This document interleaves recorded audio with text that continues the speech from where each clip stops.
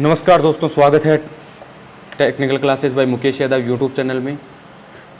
हमने कल जो वैद्युतिक केबल से सोल्डरिंग होता है उसके जो स्टार्टिंग के जो 25 क्वेश्चन थे उनके बारे में देखा था। इसमें देखा था हमने जो केबल्स होते हैं, केबल्स के जॉइंट वगैरह के बारे में देखा था।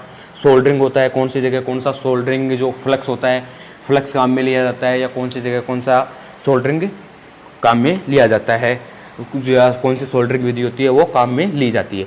अब आगे देखेंगे अपन, आज 25 क्वेश्चन कल देख चुके थे, आज देखेंगे अपन 26 क्वेश्चन नंबर 26 से स्टार्ट। जो ब्रिटानिया टी जॉइंट होता है, ब्रिटानिया टी जॉइंट का क्या उपयोग होता है, जो ब्रिटानिया टी जॉइंट होता है उसको काम में किस काम में लिया जाता है, या टी जॉइंट किया क्यों जाता है। जो ब्रिटानिया टी जॉइंट करने का मतलब होता है, टी जॉइंट का मतलब होता है टी, तो इसमें क्या हो जाता है, यहाँ पर टर्न दिए जाते हैं। तो ब्रिटानिया टी जॉइंट करने का मतलब होता है जो अपने सिरोपरी लाइनें होती हैं उनसे बीच में से टेपिंग निकालना या लाइन को देना। जो जैसे कि यहाँ पर एक अपनी सर्विस लाइन जा रही है, इसमें से यदि किसी मकान में यहाँ पर अपने को कनेक्शन दे रहा है तो यहाँ पर ब्रिटानिया टी जॉइंट करेंगे और यहाँ से एक लाइन निकाल लेंगे और यहाँ से उसको जो अपना नया कनेक्शन है या किसी को भी लाइट वगैरह देनी है तो यहाँ से लाइट दे सकते हैं। तो इसलिए कौन सा प्रयोग जॉइंट प्रयोग करते हैं अपन, ब्रिटानिया टी जॉइंट। अगला क्वेश्चन देखते हैं अपन, सर्विसिंग और रिपेयरिंग के कार्य के लिए, सर्विसिंग और रिपेयरिंग के कार्य के लिए किस प्रकार की सोल्डरिंग विधि का प्रयोग किया जाता है। जो सर्विसिंग होती है, रिपेयरिंग का काम होता है, जैसे मोबाइल वगैरह में रिपेयरिंग होता है, तो उसमें जो सोल्डरिंग विधि होती है वो किस प्रकार की सोल्डरिंग विधि का प्रयोग किया जाता है। तो वो जो विधि होती है वो होती है अपनी सोल्डरिंग गन के साथ विधि। जो सोल्डरिंग गन के साथ सोल्डरिंग की जाती है, सोल्डरिंग गन जानते होंगे आप, एक आगे की तरफ कॉपर बिट लगा होता है, बीच में एक हीटिंग एलिमेंट लगी होती है इस जगह पर, और यहाँ पर एक लकड़ी का हैंडल लगा होता है। लकड़ी का हैंडल ये होता है लोहे का, यदि लोहे का या फिर प्लास्टिक वगैरह का होगा तो ये क्या हो जाएगा, यहाँ से ये जो अपना बिट लगा रखा है, बिट के अटैच में, जो बिट के अटैच में लग रहा है अपना क्या, जो हीटिंग एलिमेंट है वो लग रही है, और उसी के अटैच में ये हैंडल से अटैच है वही हिस्सा, तो ये क्या होगा, गर्म हो जाएगा। और लकड़ी का नहीं होगा तो ये गर्म होकर अपने को जलने की संभावना हो जाती है, अपना हाथ वगैरह जल जाएगा। या प्लास्टिक है वो, यदि उसका टेम्परेचर बढ़ जाता है तो रबड़ या प्लास्टिक वो क्या पिघल जाएगा। तो इसलिए कौन सी विधि प्रयोग करते हैं अपन, इसमें लकड़ी का हैंडल प्रयोग करते हैं, और इसमें कौन सी विधि प्रयोग करते हैं, सोल्डरिंग गन के साथ सोल्डरिंग करना। अगला क्वेश्चन है अपना, डीप सोल्डरिंग का उपयोग किया जाता है। जो डीप सोल्डरिंग होती है, डीप सोल्डरिंग का मतलब होता है जो गहराई में सोल्डरिंग की जाती है, जो गहराई में सोल्डरिंग की जाती है उस सोल्डरिंग विधि का प्रयोग कौन सी जगह पर किया जाता है। जो पीसीबी होती है, पीसीबी का मतलब होता है प्रिंटेड सर्किट ब्रेकर। पीसीबी का क्या मतलब होता है, प्रिंटेड सर्किट ब्रेकर। तो प्रिंटेड सर्किट ब्रेकर होते हैं, उनमें जो सोल्डरिंग किए जाते हैं, छोटे छोटे तार, जो तार या छोटे छोटे जो उपकरण होते हैं, रेजिस्टेंस हो गया, ट्रांजिस्टर वगैरह हो गया, तो उन सबको सेट करने के लिए कौन सी विधि का प्रयोग किया जाता है, अपने डीप सोल्डरिंग विधि का प्रयोग किया जाता है। क्योंकि वो एक छोटा हिस्सा होता है, छोटे हिस्से या गहराई में प्रयोग जो सोल्डरिंग करता है, तो उसमें कौन सी विधि, डीप सोल्डरिंग विधि का प्रयोग किया जाता है। आगे बात करते हैं अपन, वेटेड भूमिगत केबल। जो भूमिगत केबल होती है उस जो इसमें एक चित्र दे रखा है, जो भूमिगत केबल का चित्र है, इसमें जो एक्स से भाग चिन्हित कर रखा है, जो ये व्हाइट वाला भाग है, ये व्हाइट वाले भाग को होता है, व्हाइट वाले भाग को क्या कहेंगे अपन, इसका नाम क्या होता है। जो व्हाइट वाला भाग है, इससे संबंधित क्वेश्चन कल की क्लास में भी अपने आया था, तो उसको क्या बोलेंगे, लेड शीट। क्या बोलेंगे उसको, लेड शीट। अगला क्वेश्चन देखते हैं, कौन सा कुचालक पदार्थ भूमिगत केबल, जो भूमिगत केबल होती है उसके गर्म यौगिकों की तरह डाला जाता है। कौन सा पदार्थ भूमिगत केबल में गर्म यौगिक की तरह डाला जाता है, मतलब एक लिक्विड फॉर्म में डाला जाता है, वो कौन सा पदार्थ होता है। तो वो जो पदार्थ होता है वो होता है अपना बिटुमिन्स यौगिक। जो बिटुमिन्स यौगिक होता है वो वाला पदार्थ होता है, वो क्या होता है, लिक्विड फॉर्म में, या जो गर्म यौगिक होते हैं उसके तरह उस फॉर्म में डाला जाता है।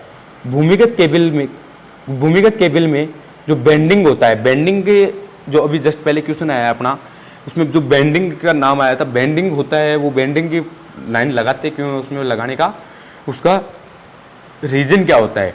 बेंडिंग केबल की सुरक्षा है वो किस प्रकार से क्या सुरक्षा करता है, केबल को बचाता है या किसी और भाग को बचाता है। तो जो कल की क्लास में भी इससे संबंधित एक क्वेश्चन आया था, जो बेंडिंग होता है ना, वो जो धात्विक कवच होता है, जो लोहे का जो उसमें केबल होता है, केबल में एक लोहे की परत लपेटी जाती है। लोहे की परत लपेटने का एक रीज़न होता है कि जो उसमें अपने चोट वगैरह या किसी प्रकार जो केबल बिछा दिया उसमें चोट वगैरह लगने के उनके जो चांस होते हैं, तो उसको उससे बचाने के लिए, केबल को बचाने के लिए, चोट वगैरह से बचाने के लिए उसमें क्या करते हैं अपन, धात्विक कवच लगाते हैं। तो धात्विक कवच को जो वायुमंडल में के जो प्रभाव होते हैं उनसे जो जंग वगैरह लग जाती है, तो उससे बचाने के लिए क्या करते हैं अपन, बैंडिंग करते हैं, केबल के ऊपर बैंडिंग करते हैं। जो एक रबड़ का पदार्थ होता है, रबड़ जैसे, तो उस पदार्थ को उसके ऊपर लपेटते हैं, जिससे कि जो धात्विक कवच होता है वो जंग वगैरह नहीं लगती या खराब नहीं होता है। अगला क्वेश्चन है, भूमिगत केबल के किस दोष को ज्ञात किया जाता है? जो भूमिगत केबल है वो किस प्रकार के दोष को ज्ञात किया जा सकता है? भूमिगत केबल का जो दोष होते हैं, अलग अलग प्रकार के दोष होते हैं भूमिगत केबल में, तो उसमें जो दोष को ज्ञात करते हैं नॉर्मली जो कौन सा होता है, वो होता है अपना लूप टेस्ट होता है। लूप टेस्ट को ज्ञात किया जा सकता है, नॉर्मली ज़्यादातर ज्ञात करते हैं, उसकी बात कर रहे हैं। अगला क्वेश्चन है, यदि एक चालक को 7/1.40 से इंगित कर रखा है, तो उसमें 7/1.40 से इंगित कर रखा है, तो 1.40 क्या दर्शाता है? जो उसमें 1.40 है वो क्या दर्शाएगा? तो देखो 7 होता है, 7 का मतलब है उसमें जो वायर हैं, जो सिंगल डोरियां हैं, जो वायर लगा रखे हैं उसमें पतले पतले वायर हैं, उनकी संख्या तो दिखाता है क्या, 7। और उसके जो बटे हुए नीचे दे रखा है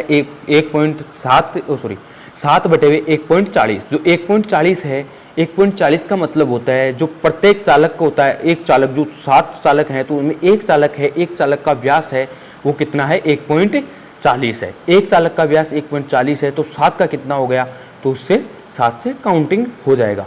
और इससे SWG से भी माप सकते हैं। जो SWG होता है, स्टैंडर्ड वायर गेज होता है, उससे भी माप सकते हैं। अगला क्वेश्चन है, एल्यूमिनियम चालक की जो चालकता होती है उसका मान क्या होता है? एल्यूमिनियम चालक की जो चालकता का मान होता है वो कितना होता है? एल्यूमिनियम की चालकता का मान होता है 35 महो प्रति मीटर। कितना होता है? 35 महो प्रति मीटर होता है। अगला क्वेश्चन देखते हैं अपन,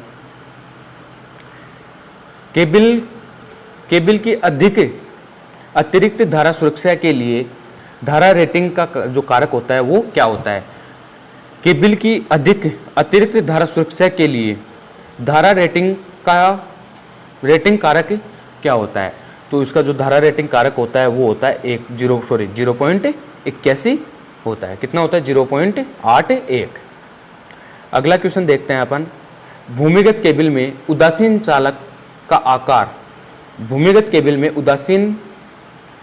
का आकार फेज आकार की तुलना में कैसा होता है? मतलब जो फेज का उदासीन, जो न्यूट्रल का तार होता है, उदासीन का मतलब होता है अपना न्यूट्रल, उदासीन का मतलब है अपना न्यूट्रल होता है। तो न्यूट्रल के तार का जो फेज का चालक तार होता है या फेज का तार होता है उसकी तुलना में बड़ा होता है या छोटा होता है?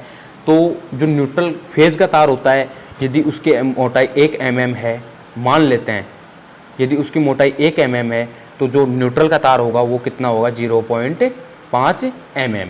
जैसे कि अपन 1.5 mm की वायर लेते हैं फेज के लिए, जो नॉर्मली होती है वो 1.5 mm की वायर प्रयोग लेते हैं। तो न्यूट्रल के लिए कितने की लेते हैं? 1 mm या 0.75 mm की। अगला क्वेश्चन है, इस औजार का नाम क्या है? जो इसमें एक औजार दे रखा है, ये वाला औजार जो एक प्लायर के जैसे दिख रहा है अपने को, तो इस औजार का नाम होता है वो क्या होता है? इस औजार का नाम होता है वो अपना है क्रिम्पिंग टूल। जो क्रिम्पिंग टूल होता है वो अपने जैसे कि अपने किसी भी भाग पर जो लक्स वगैरह लगाने के काम में आते हैं, या किसी नट वगैरह पर या जो बोल्ट वगैरह लगे होते हैं उन पर कनेक्शन करना होता है या उन पर लगाना होता है, तो वहाँ पर अपन क्या करेंगे? लक्स लगाएंगे, और लक्स लगाने के बाद में लक्स को उसको फिट करने के लिए, दबाव केबल पर स्थापित करने के लिए, परमानेंट स्थापित करने के लिए किसका प्रयोग करते हैं अपन? क्रिम्पिंग टूल का प्रयोग करते हैं। अगला क्वेश्चन देखते हैं अपन, एक माइक्रोमीटर का पाठ्यांक होता है, जो एक माइक्रोमीटर दे रखा है अपने को, इसमें एक माइक्रोमीटर का जो चित्र होता है, उसका जो पैमाना होता है, पैमाना दे रखा है अपने को, इसमें माप दे रखी है, तो इसका जो माप है वो कितनी है? तो इसमें देखो 4 पॉइंट, पहले देखो इसमें यहाँ वाले जो लाइनें दे रखी हैं वो कितनी है अपने यहाँ पर? 4। इधर से देखते हैं तो इधर कितना है अपना? 5। तो ये वाली जो वो है 1 से 4 तक की काउंटिंग आ रही है, 4 पर है तो वो होगी 4 mm। आगे इसकी बात करते हैं तो ये 5 आ रहा है, और इसके साइड में यहाँ से देखेंगे तो इसमें छोटा सा और होल दिखाई दे रहा है, इसमें यहाँ से आ रहा है 5 और, तो ये टोटल कितनी हो जाएगी 4.55 mm। कितनी हो जाएगी 4.55 mm। माइक्रोमीटर होता है, माइक्रोमीटर जो छोटी से छोटी माप भी होता है, mm के भी यदि पॉइंटों में माप है तो उसको भी आसानी से अपने को बता देता है, माप दिखा देता है या माप सकते हैं। तो उसके लिए जो ये वाला हिस्सा है इसमें 3 प्रकार की मापें होती हैं, एक होती है mm में होता है और दूसरी होती है जो 2 पॉइंटों में होती हैं। तो यहाँ पर 4.55 mm है। अगला क्वेश्चन देखते हैं, वाहनों की बॉडी को सुधार हेतु जो सोल्डरिंग विधि होती है वो कौन सी प्रयोग की जाती है। जो वाहन होते हैं, वाहनों को बॉडी वगैरह खराब हो जाती है या जंग वगैरह लग जाती है तो उसको हटाते हैं और दूसरी लगाते हैं, तो उसमें जो सोल्डरिंग करते हैं, देखो उसमें अब सभी के क्वेश्चन मन में एक ही सवाल आ रहा होगा, भाई सोल्डरिंग थोड़ी होता है, उससे तो हम वेल्डिंग बोलते हैं। वेल्डिंग होता है वो अपने लोकल लैंग्वेज में बोलते हैं, लेकिन वेल्डिंग भी एक प्रकार का सोल्डर ही होता है। शोल्डर का मतलब होता है 2 समान या असमान धातुओं को जोड़ना, किसी भी प्रकार की 2 समान धातुओं को एक जगह जोड़ना होता है, तो वो क्या होता है सोल्डरिंग कहलाता है। तो इसमें अपने को वो उसमें भी 2 पदार्थ होते हैं जो अपनी बॉडी बनी होती है, तो उसको दोनों पदार्थों को एक जगह जोड़ने का काम करती होती है। वो सोल्डरिंग विधि प्रयोग करते हैं, वो कौन सी विधि प्रयोग करते हैं, तो वो होती है अपनी ज्वाला के साथ सोल्डरिंग विधि। कौन सी होती है, ज्वाला के साथ सोल्डरिंग विधि। तो उसमें क्या होता है, एक रोड होती है और एक साइड में लगा होता है जो अपने गैस से जल रहा होता है, उस रोड को पिघला, जिस जगह पर अपने को जॉइंट करना है, जोड़ना है, तो वहाँ पर उसको पिघलाते रहते हैं और आगे आगे चलता रहता है। आगे देखते हैं, गुथे हुए चालक का ठोस की तुलना में क्या लाभ होता है। जो गुथा हुआ चालक होता है जिसमें अलग अलग वायर होते हैं, जिसमें क्या होते हैं अलग अलग वायर होते हैं और उनको आपस में ऐड देते हैं एक दूसरे के बारे संबंधित में, जैसे ऐसे राउंडिंग दे दिया, इसके ऊपर ये दूसरा वायर दे दिया, इसके ऊपर ये तीसरा वायर दे दिया, ये चौथा वायर दे दिया, ऐसे राउंडिंग में कर देते हैं। तो इसकी तुलना में यदि इसकी जगह एक ही मोटा वायर ले लें तो उसमें क्या लाभ होता है, गुथे हुए चालक प्रयोग क्यों लेते हैं, एक मोटा वायर प्रयोग क्यों नहीं लेते हैं। तो इसका रीज़न होता है, देखो जो गुथे हुए ठोस चालक होगा वो लचीला होता है, अधिक लचीला होता है, तो इस वजह से क्या होता है गुथे हुए चालक काम में लिए जाते हैं। अगला क्वेश्चन है, 16 एम्पियर की धारा की क्षमता क्या होगी यदि यह अधिक अतिरिक्त धारा सुरक्षा द्वारा संरक्षित किया गया है। अतिरिक्त का मतलब यहाँ पर अतिरिक्त की बात कर रहे हैं, तो यहाँ पर कौन सा आ जाएगा अपना किटकेट फ्यूज या पुनः तार बांधने योग्य फ्यूज आ जाएगा।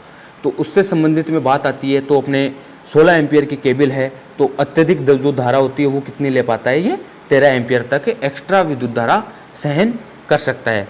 ज़्यादा देर तक नहीं, लेकिन कम टाइम तक 13 एम्पियर तक विद्युत धारा सहन कर सकता है। जो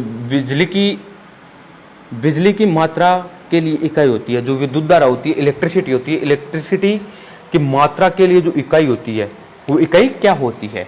इलेक्ट्रिसिटी की मात्रा के लिए जो इकाई होती है वो होती है अपनी कौन सी, कूलाम। कौन सी होती है भाई, अपनी कूलाम होती है। इलेक्ट्रिसिटी को जो मापते हैं, इलेक्ट्रिसिटी को मापने के लिए किसका का प्रयोग करते हैं, अपन कूलाम का प्रयोग करते हैं। चित्र में एक सोल्डरिंग विधि दे रखी है। अगला क्वेश्चन है, सोल्डरिंग विधि का नाम क्या है। इसमें एक चित्र में दे रखा है, एक स्टैंड दे रखा है, इसमें एक यहाँ पर अपने को ये रोड वगैरह से दे रखी है, तो ये सोल्डरिंग विधि है। वो कौन सी सोल्डरिंग विधि है, तो ये वाली जो विधि है सोल्डरिंग गन विधि है। जो सी ऑप्शन है अपना वो सही है इसका। कौन सी विधि है ये, सोल्डरिंग गन विधि। अगला क्वेश्चन के देखते हैं,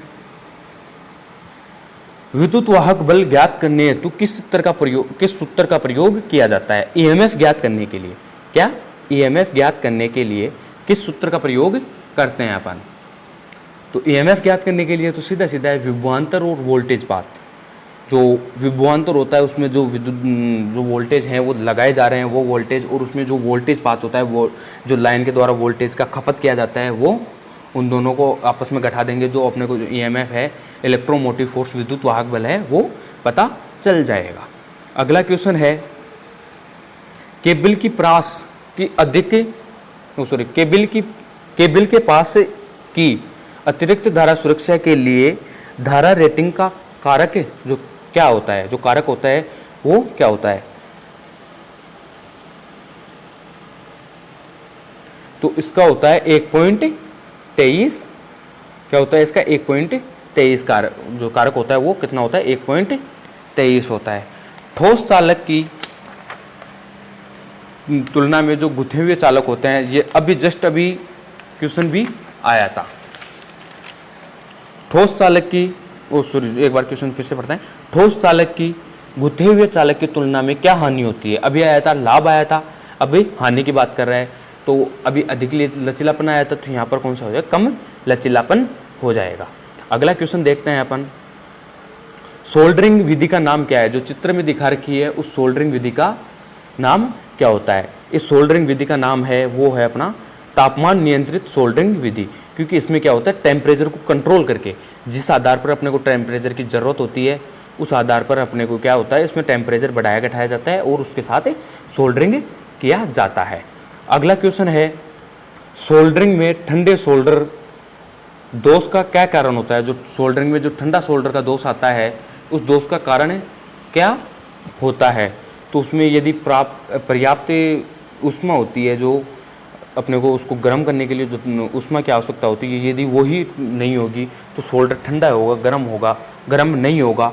तो उसमें क्या ऑप्शन में क्या आ जाएगा अपना इसका अपर्याप्त ऊष्मन। अगला क्वेश्चन की बात करते हैं अपन, अगले क्वेश्चन पर चलते हैं।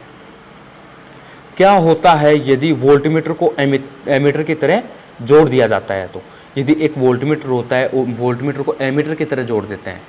वोल्टमीटर का जो कनेक्शन होता है वो किस क्रम में होता है अपना, किस वोल्टमीटर का कनेक्शन होता है वो समांतर में होता है। किस में होता है, समांतर क्रम में होता है वोल्टमीटर का।